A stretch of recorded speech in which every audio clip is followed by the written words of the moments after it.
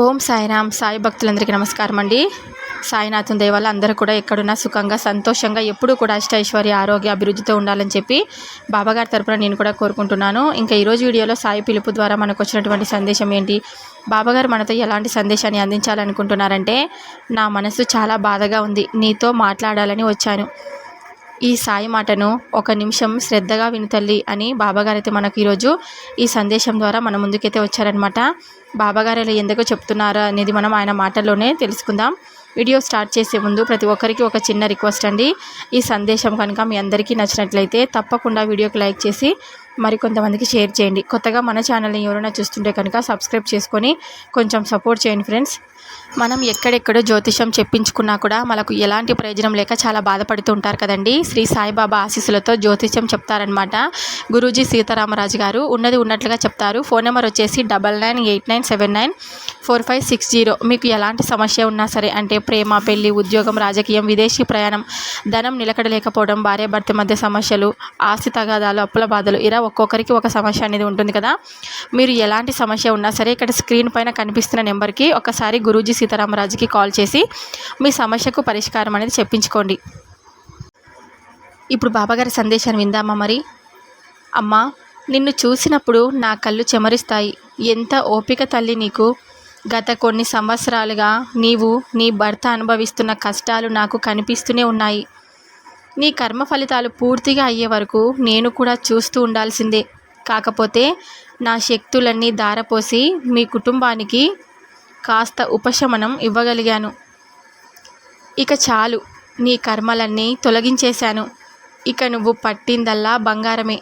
నీ కుటుంబం ఇకపై మీ ముందు తరతరాలు ఎంతో ఆనందంగా, ఉన్నతంగా, మంచి స్థాయిలో ఉంటారు. ఇదంతా కేవలం నీ యొక్క సుగుణం వలనే సాధ్యమైందని నువ్వు గుర్తుపెట్టుకో. నీలాంటి ఓర్మి గల వాళ్ళు ఇంట్లో ఉన్నారు కాబట్టే ఇంతగా అంతా మంచి జరుగుతుంది. నీలాంటి ఓర్మి కలిగిన వారే నీ ఇంట్లో ఉంటారు. నీవు ఎంతో కాలం నుండి షిరిడీ వచ్చి నన్ను చూడాలని నీ కోరిక, కానీ ఇప్పటి వరకు ఆ కోరిక తీరనే లేదు.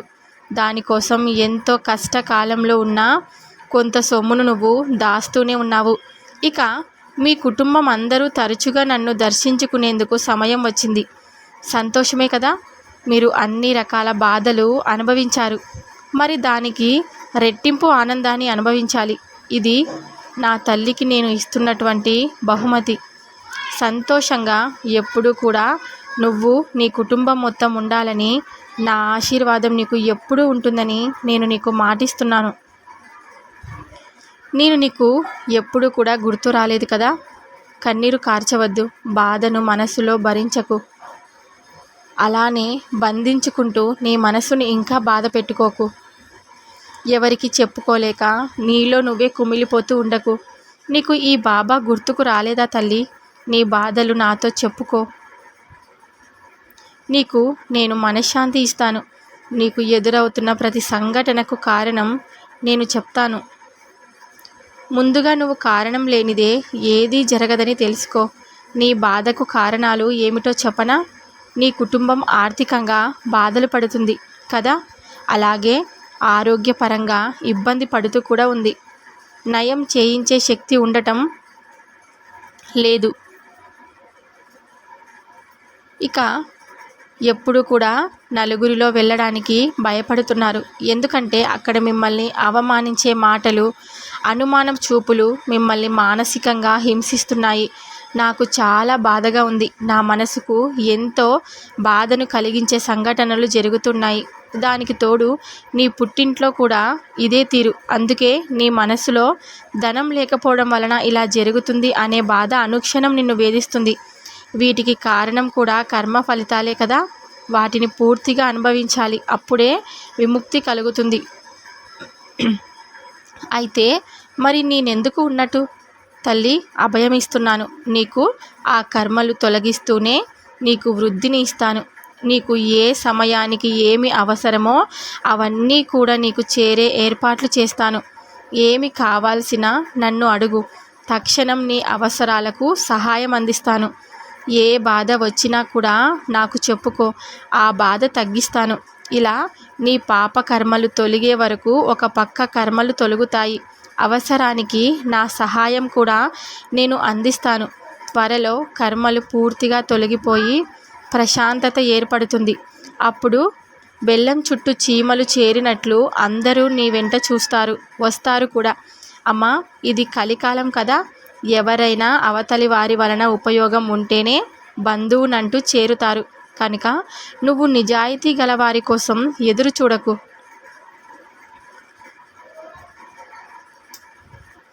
ఎప్పుడు కూడా నీ మనసును నువ్వు సంతృప్తి చేసుకో.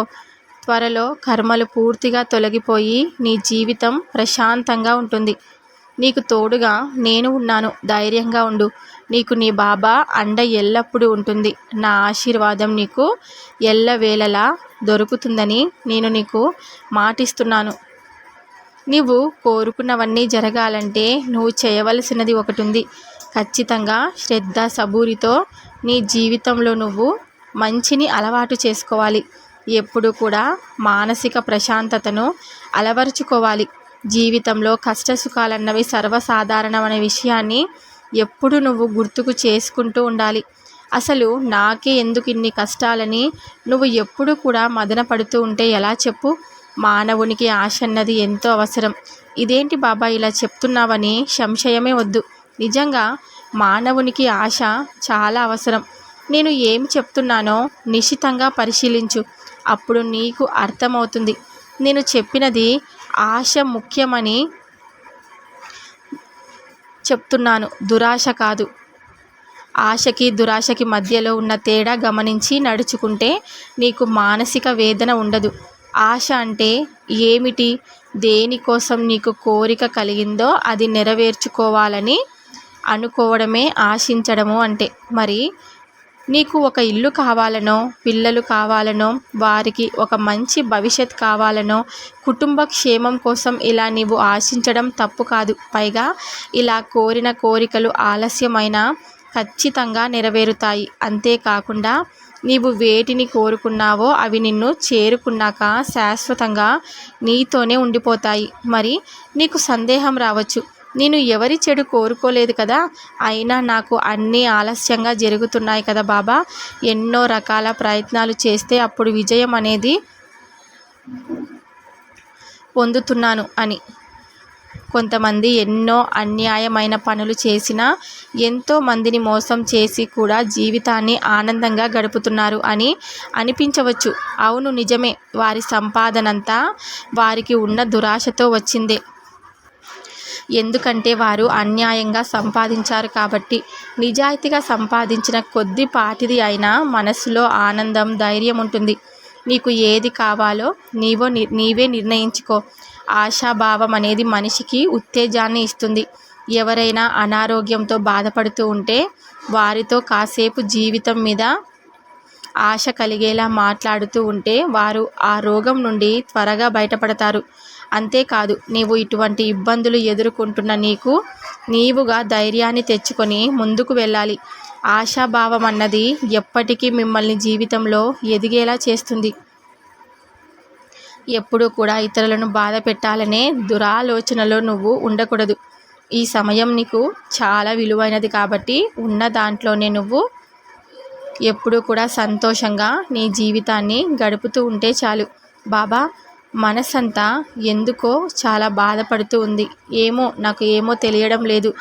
ఎలా నా దిగులు పోగొట్టుకోవాలో తెలియడం లేదు. మనసులో అల్లకల్లోలమైన ఆలోచనలు. ఎలా వీటి నుండి నేను బయటపడాలి బాబా, దారి చూపించండి అన్న నీ ప్రార్థన నాకు చేరింది. బిడ్డ, నీ సమస్య ఏమిటో నీకు తెలుసు, నేను చూస్తున్నాను. అయినను నీవు ఏ సమస్య లేనట్లు నలుగురికి కనిపించాలంటే ప్రయత్నం చేస్తూ బాధనంతా మనస్సులో నింపుకొని ఆ పరిస్థితుల్లో నువ్వు ఉన్నావు. నలుగురికి తెలియటం మంచిది కాదు, కానీ నీ వాళ్ళకైనా నువ్వు చెప్పుకోవాలి కదా. ఏం చెప్పను తండ్రి, చెప్తే వాళ్ళు నీలాగే మానసిక వేదనకు గురి అవుతారని భయంగా ఉంది. నాలాగే బాధపడతారని చాలా వేదనకు గురవుతుంది. నాకు ఏమీ అర్థం కావటం లేదు. ఎలా ఈ సమస్యకు పరిష్కరించబడుతుంది బాబా? నా వాళ్ళ భవిష్యత్ నా మీదే ఆధారపడి ఉంది. ఏదో ఒక దారి చూపించు సాయి అని అంటున్నావా? భయపడకు. నన్నే నమ్ముకున్న నిన్ను ఎలా వదిలిపెడతాను చెప్పు? నేను నీ మంచి కోరి చెప్తున్నాను విను. నువ్వు ఈ సమస్య మొత్తం నీ వాళ్లకు మాత్రం చెప్పు. వారు ఖచ్చితంగా అర్థం చేసుకొని నీ ప్రయత్నంలో తోడుగా ఉంటారు.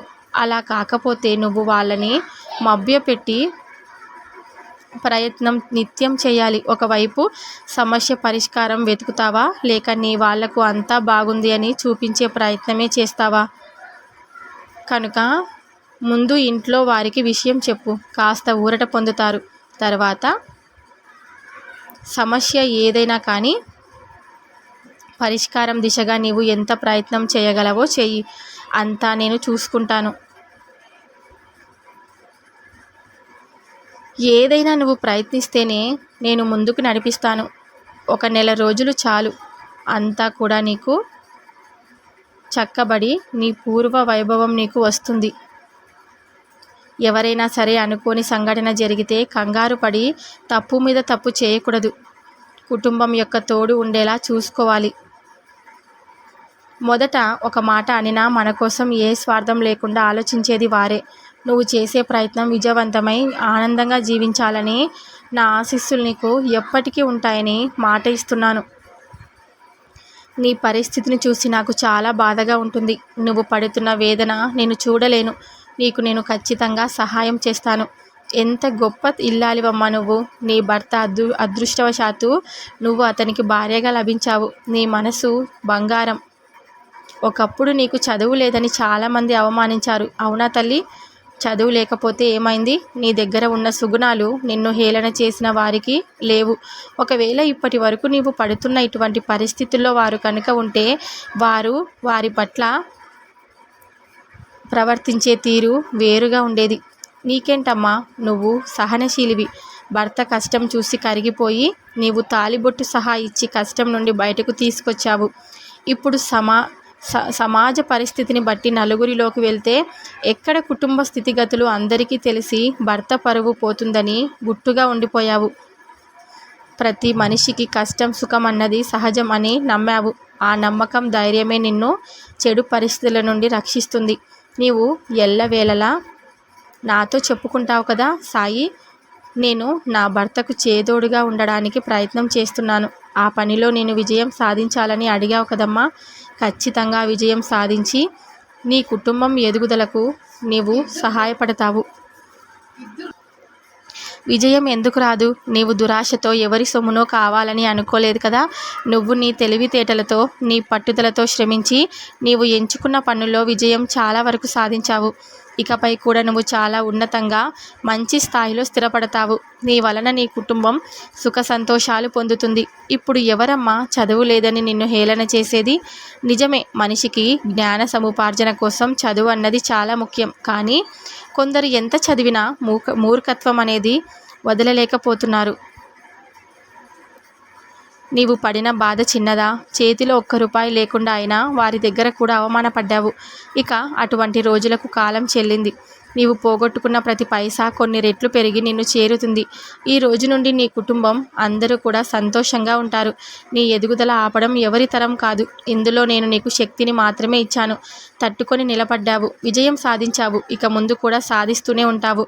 నీకు నీ కుటుంబానికి నా శుభాకాంక్షలు. మీ అందరికీ నా ఆశీస్సులు. ఎప్పుడూ కూడా సుఖంగా సంతోషంగా ఉండండి. గత కొన్ని నెలలుగా నువ్వు పడుతున్న ఆర్థిక ఇబ్బందులన్నీ ఈ నెల నుండి సర్దుకుంటాయి. పరిస్థితులన్నీ చక్కబడి ప్రశాంతత వస్తుంది.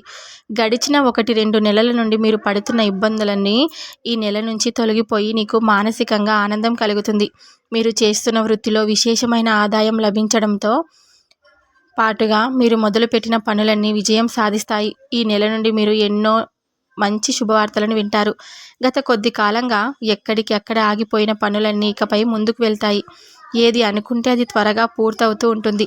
నీ బిడ్డల ద్వారా కూడా నీకు మంచి వార్తలు అందడంతో ఇంట్లో ఆనంద వాతావరణం నెలకొంటుంది. అన్ని రకాలుగా మీకు ఈ నెల నుండి తిరిగి అంతా మంచి జరుగుతుంది. కష్టం తర్వాత వచ్చే సుఖం అన్నది ఎంత హాయిని ఆనందాన్ని ఇస్తుందో నీకే అర్థమవుతుంది. మీరు భవిష్యత్తులో ముందుకి నడవడానికి కావలసిన అనుభవాన్ని కూడా ఇస్తుంది. ఇక నుంచి మీరు ఏదైనా ఒక పని చేయాలనుకుంటే తలచిన వెంటనే ఆచరణలో పెట్టడానికి అవకాశాలు వస్తాయి. ఎంతటి స్థాయిలో ఉన్న వారికైనా అప్పుడప్పుడు ఇటువంటి ఇబ్బందులు రావడం సహజమనేది గుర్తుంచుకోండి. కష్టం రాగానే సంతోషం కూడా ఖచ్చితంగా వస్తుందనే విషయాన్ని మర్చిపోవద్దండి. మీ కుటుంబం ఆయురారోగ్య ఐశ్వర్యాలతో ఎప్పుడు కూడా సంతోషంగా ప్రతి ఒక్కరి జీవితం కూడా సంతోషమయం అవుతుందని నేను నీకు మాటిస్తున్నాను అని బాబాగారు అయితే మనకు ఈరోజు ఈ సందేశం ద్వారా మనతో కొన్ని విషయాలు అయితే చెప్పారు కదండి. బాబాగారు చెప్పినటువంటి ఈ సందేశం మీ అందరికీ నచ్చుంటుందని అనుకుంటున్నాను. నచ్చితే కనుక తప్పకుండా వీడియోకి లైక్ చేసి మరికొంతమందికి షేర్ చేయండి. కొత్తగా మన ఛానల్ని ఎవరైనా చూస్తుంటే కనుక సబ్స్క్రైబ్ చేసుకొని కొంచెం సపోర్ట్ చేయండి ఫ్రెండ్స్.